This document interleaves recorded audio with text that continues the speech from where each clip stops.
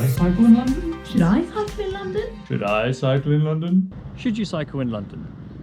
Unequivocally, yes. But I'm biased. I've cycled in London for a long time, but I want to persuade those of you that can to give two wheels a try. So I've put together some tips and recommendations on how you can cycle in London. It's too dangerous. This is the first thing I hear from people when I ask them why they don't cycle in London. There's no getting around it. London's an exceedingly busy city, but statistically, it's not as risky as you might think. There are many ways to reduce the perceived risk. My top two tips are, firstly, to download an app such as Citymapper. It's much better than just simply Googling the fastest route. On Citymapper, they have a brilliant algorithm that you can either choose the fastest route, similar to Google, or you can choose the quietest route. This will take you down some beautiful side roads.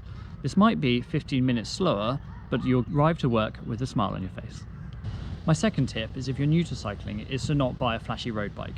This might seem attractive to first, but in fact it's much more dangerous because you're much closer to the ground and you've got a much reduced sense of visibility. If you buy a bike such as a hybrid or a step-through bike, you're in a much more upright position and you're able to perceive your surroundings much easier. Now let's talk about the undeniable facts of punctures and the weather. It's the beginning of summer at the moment and cycling is going to look very appealing. However, it's probably not going to be so appealing when it's cold, dark and raining.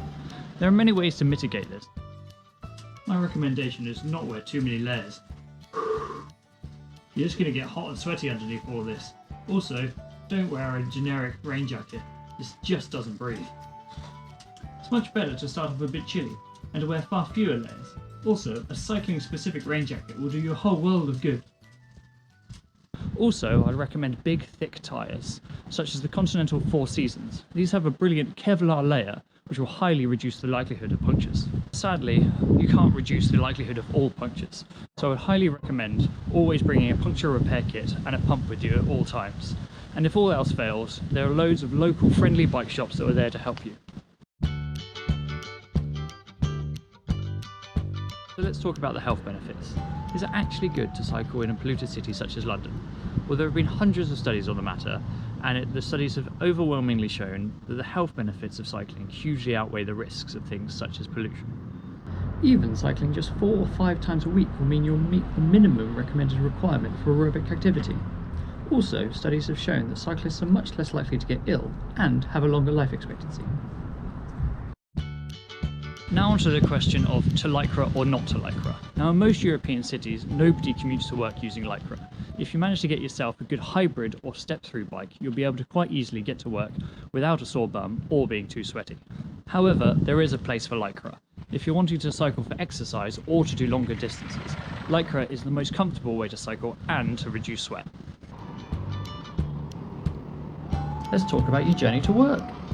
There's no better way of seeing London than on two wheels, and by taking the tube every day, there's so much that you miss out on.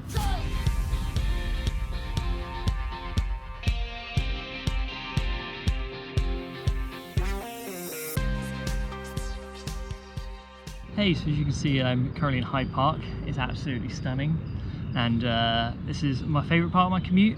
It's quite a detour for me. I don't have to go through this, it's definitely not the fastest, but going through here every morning and coming back every evening definitely puts a smile on my face. And I would recommend if any of you could take a small detour from your commute, not take the most direct route, and manage to go through a park, it'll put a smile on your face too. Now for the question of speed. Is cycling really a fast way of getting around London? Well, if you're new to London, you probably think that taking the tube is the fastest way to get around. But if you talk to locals, they'll say that walking and cycling is by far faster.